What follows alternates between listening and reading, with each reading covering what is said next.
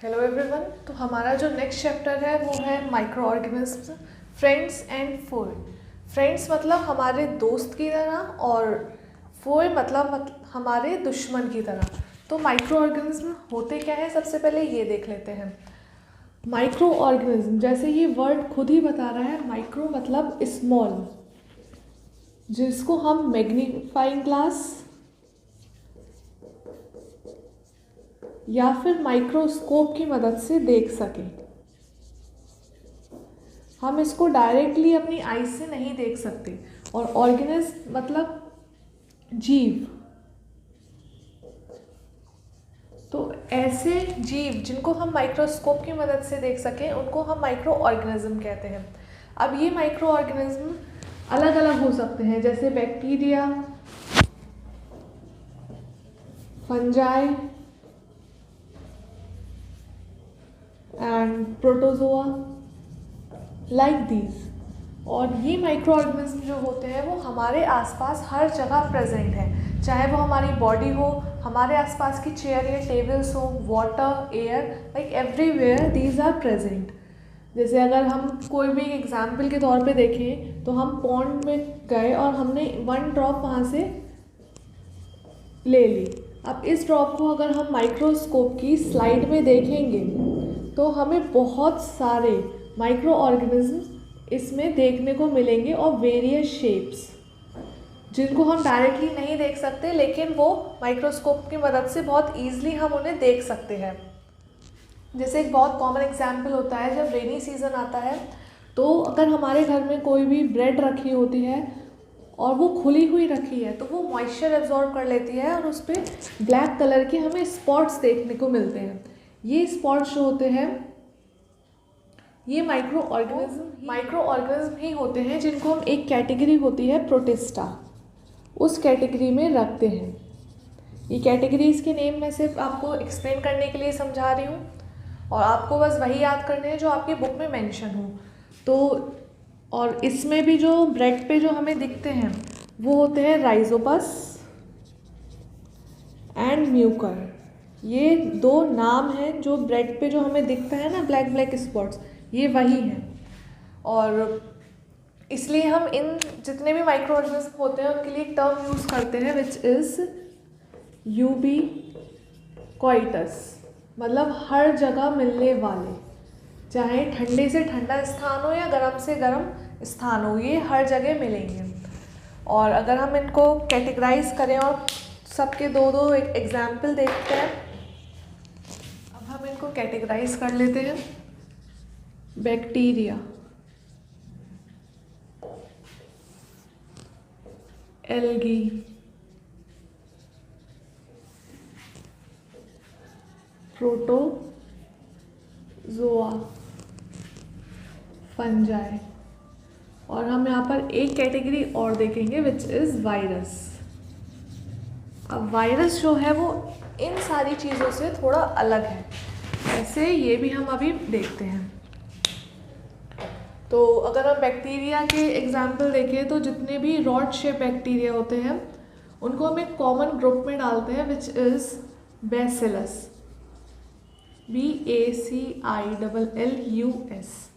और जितने भी लाइक राउंड शेप के होते हैं उनको हम एक ग्रुप में डालते हैं कोकस।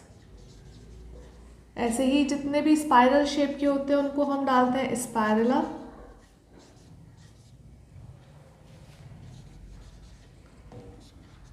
और कॉमा शेप के होते हैं उनको हम डालते हैं विब्रियो में। फिर आती है हमारी एल्गी।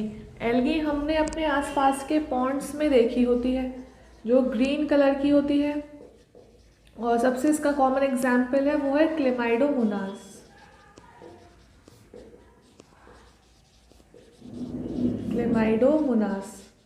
फिर प्रोटोजोआ। प्रोटोजोआ में जैसे हमारे आ जाते हैं अमीबा,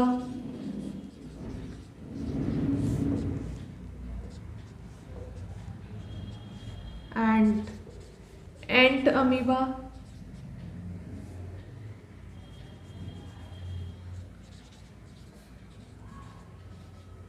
ये कुछ इसके एग्जाम्पल हो गए। और वही अगर हम फंजाई की बात करें तो अभी जैसे बताया था राइजोपस एंड म्यूकर।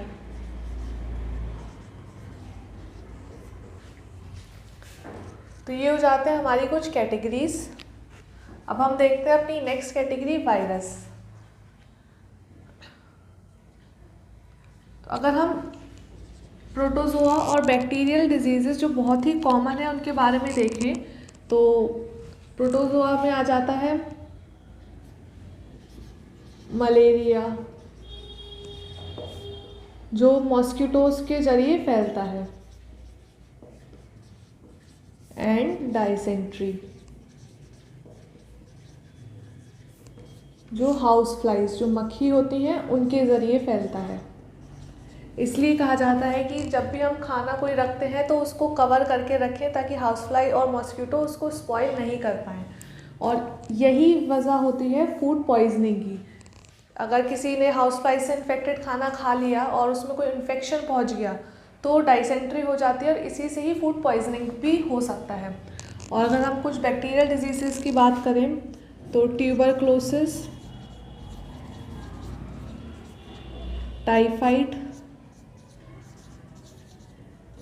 और यही दो चीज़ें हमारी कॉमन हैं जो एग्ज़ाम में आपसे पूछी जा सकती। अगर हम वायरस को देखें तो वायरस होता तो माइक्रोस्कोपिक ही है, माइक्रोस्कोपिक, लेकिन हम इसको माइक्रो ऑर्गेनिज्म की कैटेगरी में नहीं डालते।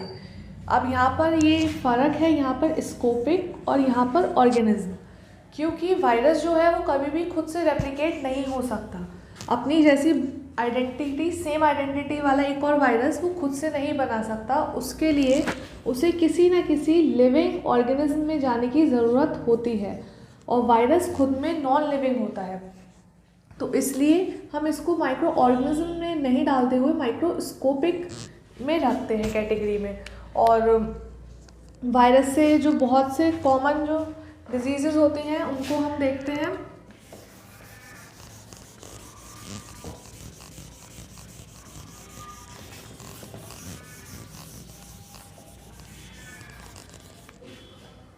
लाइक जितने भी कॉमन कोल्ड होता है, कॉमन कोल्ड, इन्फ्लुएंज़ा, और अभी कोविड जो फैला था, ये सारे ही वायरल डिजीज़ेस होते हैं। और वायरल डिजीज़ेस को हम एंटीबायोटिक्स देके सही नहीं कर सकते। एंटीबायोटिक्स जो होती हैं वो हमारी बैक्टीरियल डिजीज़ेस पर काम करती हैं। तो ये वायरस भी हमने देख लिया, और क्यों हमने इसको माइक्रो ऑर्गेनिज्म में नहीं डाला है ये एक इम्पॉर्टेंट फैक्ट है, इसको याद रखना है होता।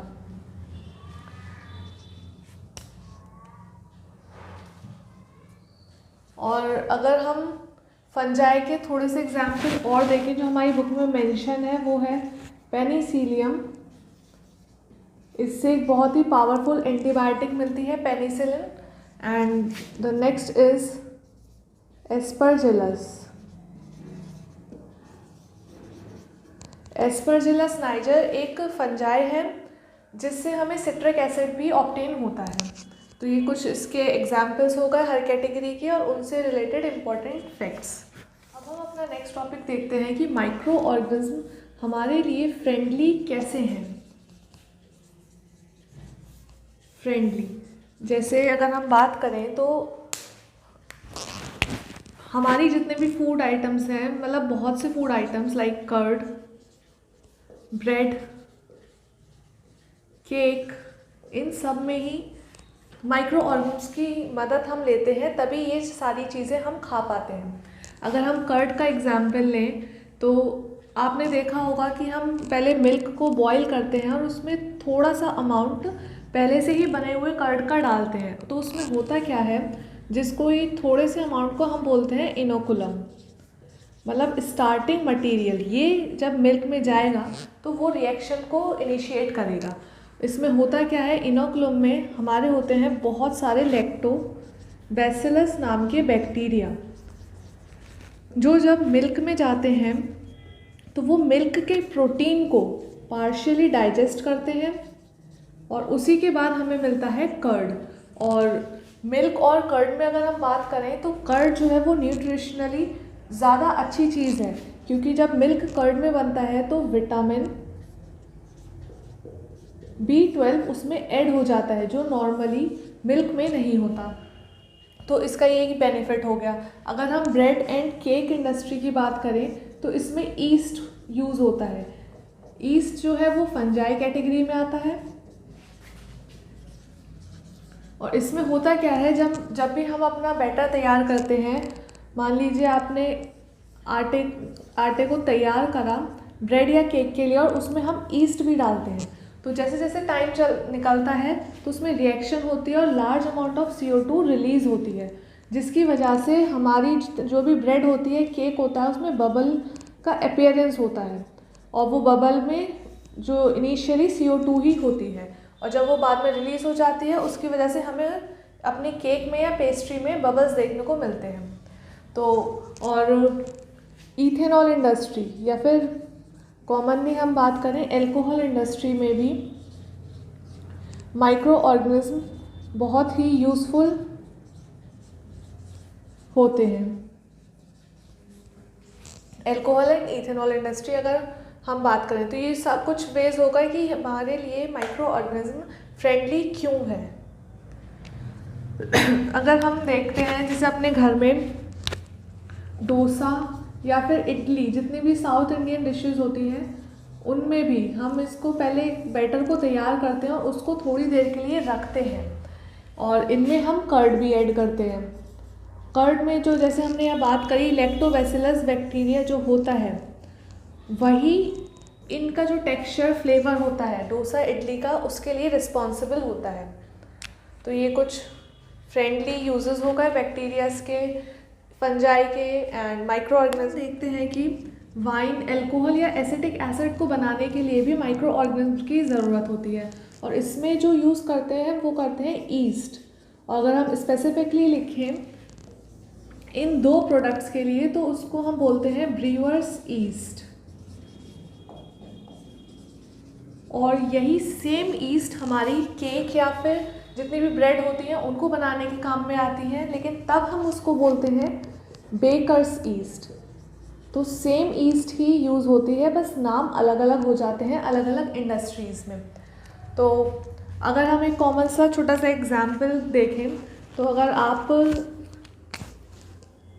एक किसी भी जार में लाइक 500 ml जार में आप 3/4 वाटर फिल करेंगे और उसमें 2 से 3 चम्मच चीनी डाल करके घोल दें, और उसी वेसल में आप 1 स्पून ईस्ट अगर मिलाएंगे, ईस्ट ईज़िली अवेलेबल होती है मार्केट में, वो अगर मिलाएंगे और 4-5 घंटे के लिए थोड़ी सी गर्म स्थान पर छोड़ देंगे, तो उसमें से जो स्मेल आएगी वो थोड़ी फ्रूटी स्मेल आने लगेगी।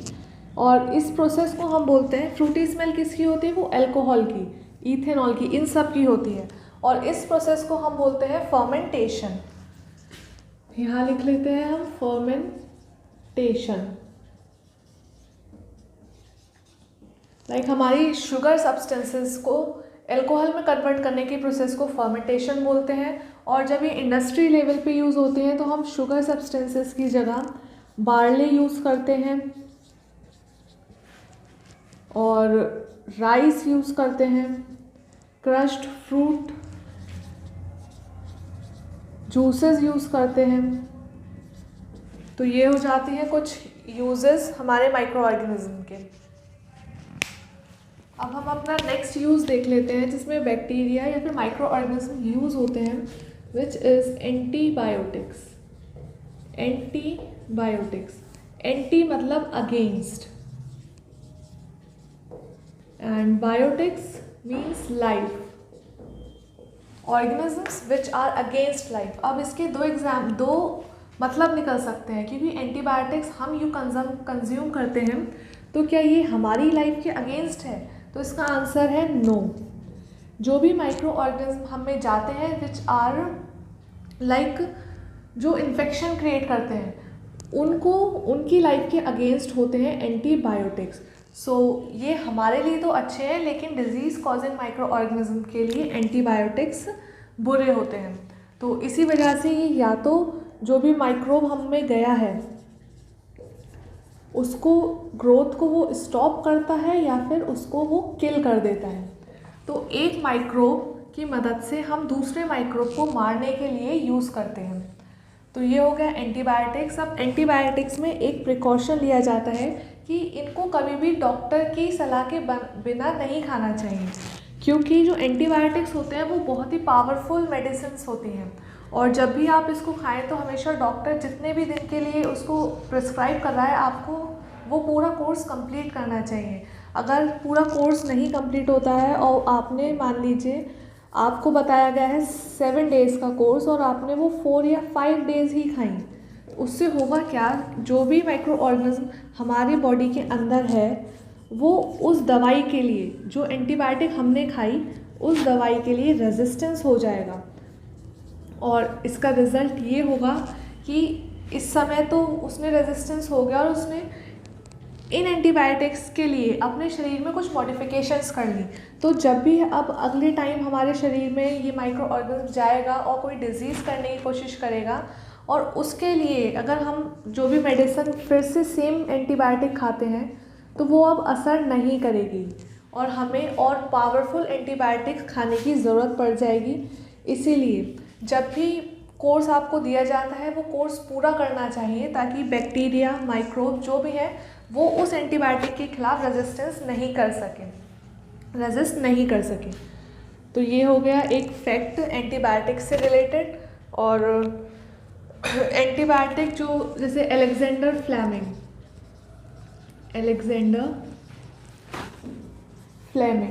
ये एक साइंटिस्ट है, इन्होंने एक एंटीबायोटिक खोजी विच इज़ पेनिसिलिन। अब ये इन्होंने जो खोजी वो थी फंजाई पेनिसिलियम से। अब इसकी जो डिस्कवरी है वो कैसे हुई, एक बार अलेक्जेंडर फ्लेमिंग जो थे वो किसी कल्चर डिश में कुछ बैक्टीरिया पर स्टडी कर रहे थे। मान लीजिए इनकी कल्चर डिश है और यहाँ पे कुछ बैक्टीरिया थे, वो उस पर स्टडी कर रहे थे, और थोड़े समय में वो देखते हैं जैसे 1-2 दिन के बाद तो उनकी प्लेट में उसी कल्चर डिश में एक मोल्ड आ गया था। अब इस मोल्ड के आसपास जितना भी एरिया था उस पूरे एरिया में से अगर मान लीजिए हमारा इनिशियल बैक्टीरियल पॉपुलेशन ये थी और ये जो मोल्ड यहाँ पर आया, इसकी वजह से क्या होता है, ये अपने आसपास जितने भी बैक्टीरिया होते हैं वो सारे बैक्टीरियाज को किल कर देती है। तो इसी तरह से ये डिस्कवरी हुई कि अगर हम इससे निकलने वाले केमिकल सब्सटेंसेस को प्यूरिफाई कर लें तो वो हमारे जितने भी हार्मफुल बैक्टीरिया हैं, डिजीज़ कॉजिंग बैक्टीरिया को मारने के लिए काम में आ सकती है। तो केमिकल हमने अपने इस मोल्ड से एक्सट्रैक्ट करा और उसको यूज़ करा हार्मफुल बैक्टीरिया को मारने के लिए, हार्मफुल बैक्टीरिया। तो ये थी पेनिसिलिन की डिस्कवरी। अब हम अपना एक नेक्स्ट यूज़ देख लेते हैं विच इज़ वैक्सीन। अब हम अपना नेक्स्ट टॉपिक पढ़ते हैं विच इज़ वैक्सीन। अब वैक्सीन में माइक्रो ऑर्गेनिज्म कैसे हमारी मदद कर सकते हैं ये देखते हैं। तो सबसे पहले हम इसकी जो फंक्शनिंग है वो समझते हैं, वैक्सीन हमारे शरीर में जाके काम कैसे करती है। तो हमारी बॉडी में एक टाइप के सेल होते हैं which are known as lymphocytes. अब इन लिम्फोसाइट्स ये जो सेल होते हैं इनके पास होती है मेमोरी। तो जब भी कोई भी डिजीज़ कॉजिंग माइक्रो ऑर्गेनिज्म हमारे शरीर में जाता है तो ये लिम्फोसाइट उसकी मेमोरी को कैप्चर कर लेते हैं और फिर हमारी बॉडी जो होती है वो बनाती है एंटीबॉडीज़, और इन एंटीबॉडीज़ को हमारा शरीर यूज़ करता है हार्मफुल माइक्रोब्स को किल करने के लिए। हार्मफुल माइक्रोब्स को किल करने के लिए हमारी जो एंटीबॉडीज़ होती हैं वो काम करती हैं। और लिम्फोसाइट फिर क्योंकि इसने मेमोरी रख ली होती है तो अगर फिर से सेम बैक्टीरिया अगर उसने फर्दर अटैक करा तो अब हमारे अंदर सिम्टम्स भी नहीं आएंगे और हमारी बॉडी उस माइक्रोब से पहले ही फाइट कर चुकी होगी और हमारा जो हेल्थ होगी वो बिल्कुल नॉर्मल रहेगी। तो वैक्सीन के ज़रिए हम करते हैं, हम इसको एक एग्जांपल से समझते हैं। जैसे हमने ले लिया स्मॉल पॉक्स की डिज़ीज़। अब हमें स्मॉल पॉक्स के लिए अपने शरीर को रेजिस्ट करना है ताकि स्मॉल पॉक्स का जो वायरस है वो हमें अफेक्ट नहीं कर सके। तो हम क्या करेंगे, या तो डेड वायरस या फिर वीक करके उस वायरस को हम अपनी बॉडी में भेजेंगे। हम मतलब जितने भी साइंटिस्ट होते हैं वो पहले प्रॉपर रिसर्च करते हैं, तभी वो वैक्सीन पब्लिक में यूज़ होती है। तो उस वायरस को हम डेड या फिर वीक करके स्मॉल पॉक्स का ले लें या कोई भी वायरस ले लें जिसके लिए हम वैक्सीन बना रहे हैं, उसका हम एक फॉर्मुलेशन तैयार करेंगे और इसको हम थोड़ी थोड़ी क्वांटिटी में अपनी बॉडी में इंजेक्ट करेंगे। जब प्रॉपर ये एक्सेप्ट हो जाएगा, जितने भी हमारी सोसाइटीज़ होती हैं जो इन सब पे नज़र रखती हैं कि कौन सी वैक्सीन आनी चाहिए कौन सी नहीं आनी चाहिए, जब ये वैक्सीन वहाँ से पास हो जाएगी तो हम उसको अपनी बॉडी में इंजेक्ट करते हैं। उससे होता क्या है, जब जैसे ही हम अपनी बॉडी में इंजेक्ट करते हैं तो उसकी मेमोरी जो होती है वो हमारे लिम्फोसाइट्स कैप्चर कर लेते हैं, और क्योंकि ये पहले से ही वीक है तो ये हमारे शरीर पर कोई भी सिम्टम्स नहीं दिखाते। ये बस इतनी क्वांटिटी में होते हैं कि हमारे लिम्फोसाइट्स को एक्टिव कर पाएँ और उससे हमारे शरीर में एक मेमोरी डेवलप हो पाए। तो अब होगा क्या इसका फ़ायदा, कि अगली बार जब भी फर्दर अटैक होगा सेम वायरस का, तो हमारे शरीर में पहले से ही उसकी मेमोरी है, हमारी बॉडी एंटीबॉडीज़ बनाएगी और हार्मफुल माइक्रोब्स को वो वहीं के वहीं किल कर देगी। तो ये हो जाता है वैक्सीन का पूरा कैसे प्रोसीजर होता है, वो कैसे हमारे शरीर में काम करती है। और अगर हम अभी कोविड की बात करें तो उसमें भी सेम प्रोसीजर ही यूज़ करा गया है। और हमने स्मॉल पॉक्स की बात करी, स्मॉल पॉक्स की वैक्सीन जो फर्स्ट टाइम बनाई थी वो बनाई थी एडवर्ड जेनर ने, और इन्होंने सबसे पहले अपने ही लड़के पर इस स्मॉल पॉक्स वैक्सीन का यूज़ करा था ताकि वो अपने आसपास के लोगों को भी बता सकें कि ये वैक्सीन सेफ़ है। तो स्मॉल पॉक्स की अगर हम बात करें तो हमारी कंट्री में से इस समय पर पूरी तरह से इरेडिकेट हो चुका है। अब स्मॉल पॉक्स के केसेस आपको देखने को नहीं मिलते हैं, लेकिन अगर हम कुछ साल पहले की बात करें तो स्मॉल पॉक्स जो थी एक बहुत ही घातक बीमारी थी जिसका कोई भी इलाज नहीं था। और एक और पोलियो जो है, अब ये भी हमारी कंट्री से बहुत ही जल्द इरेडिकेट होने वाली है पूरी तरह से। जैसे एक प्रोग्राम चला है पल्स पोलियो प्रोग्राम, उसमें क्या करते हैं, उसमें ओरल वैक्सीन दी जाती है। पल्स पोलियो प्रोग्राम में ओरल वैक्सीन दी जाती है जिसे हर बच्चे तक पहुंचाया जाता है, और जब उसकी मेमोरी हमारी बॉडी डेवलप कर लेती है तो फर्दर अटैक से हमारी बॉडी बच जाती है। और इसी सब का यूज़ करके स्मॉल पॉक्स और पोलियो जैसी जितनी भी बीमारी हैं इनसे हमारी कंट्री जो है वो बची है। तो ये हो गया वैक्सीन। अब हम माइक्रो ऑर्गेनिज्म के दो यूज़ और देख लेते हैं कि वो किस तरह हमारे लिए बेनिफिशियल है। First, as atmospheric nitrogen fixers. Atmospheric nitrogen fixers, अब ये होते क्या हैं, कुछ बैक्टीरिया या फिर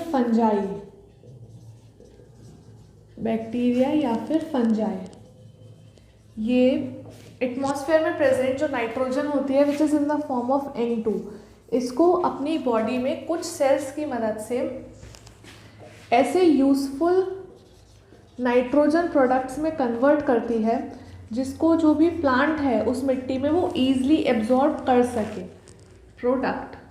बिकॉज जो प्लांट होते हैं वो डायरेक्टली नाइट्रोजन को जो गैस के फॉर्म में होती है उसको यूज़ नहीं कर पाते, तो ये बैक्टीरिया एंड फंजाई उसको यूज़फुल नाइट्रोजन प्रोडक्ट्स में कन्वर्ट करते हैं, like NO3, NO2 like these, और ये आयनिक फॉर्म में होते हैं, और इनको जो है वो हमारे प्लांट्स जो है वो एब्जॉर्ब कर लेते हैं, और प्लांट से ही ये चीज़ हमारे शरीर एनिमल्स तक आती है। तो छोटे से जो माइक्रोस्कोपिक बैक्टीरिया और फंजाई हैं वो एंड में आते आते हमारे लिए कितने ज़्यादा यूज़फुल हो जाते हैं। तो ये हो गया एटमॉस्फेरिक नाइट्रोजन फिक्सर्स के रूप में, और इनका एक और यूज़ होता है which is to clean the environment. अब क्लीन द एनवायरनमेंट मतलब जितने भी एनिमल वेस्ट या फिर प्लांट वेस्ट होता है वो सारे के सब मिट्टी में जाकर के मिलते हैं, और मिट्टी में हमारे होते हैं बहुत सारे बैक्टीरिया माइक्रो ऑर्गेनिज्म, ये सारी चीज़ें। क्लीन दी एटमॉस्फेयर,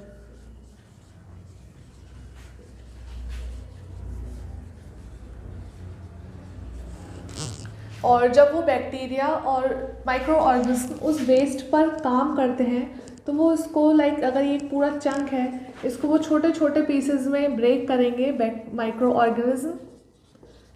यहाँ पर इस स्टेप पर छोटे छोटे जब वो पीसेस में ब्रेक कर देंगे तो ये हमारी मिट्टी में, सॉइल में ईज़िली मिक्स हो जाएगा और सॉइल में सारे न्यूट्रिएंट्स जो है वो रिलीज़ हो जाएंगे और हमारी सॉइल जो है वो फर्टाइल सॉइल हो जाएगी अब, और प्लांट इस सॉइल में से न्यूट्रिएंट्स एब्जॉर्ब कर लेंगे।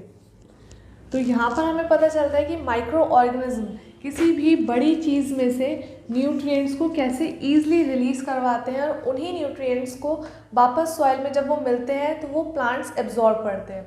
तो ये होगा इसके कुछ यूजेस माइक्रो ऑर्गेनिज्म के। ये सारे यूजेस हमने जितने पढ़े ये सारे थे जो भी हमें बेनिफिट देते हैं। अब ज़रूरी तो है नहीं कि माइक्रो ऑर्गेनिज्म सारे के सारे बेनिफिट ही दे, कुछ डिसएडवांटेजेस भी होती हैं माइक्रो ऑर्गेनिज्म की, हम उनके बारे में बात कर लेते हैं।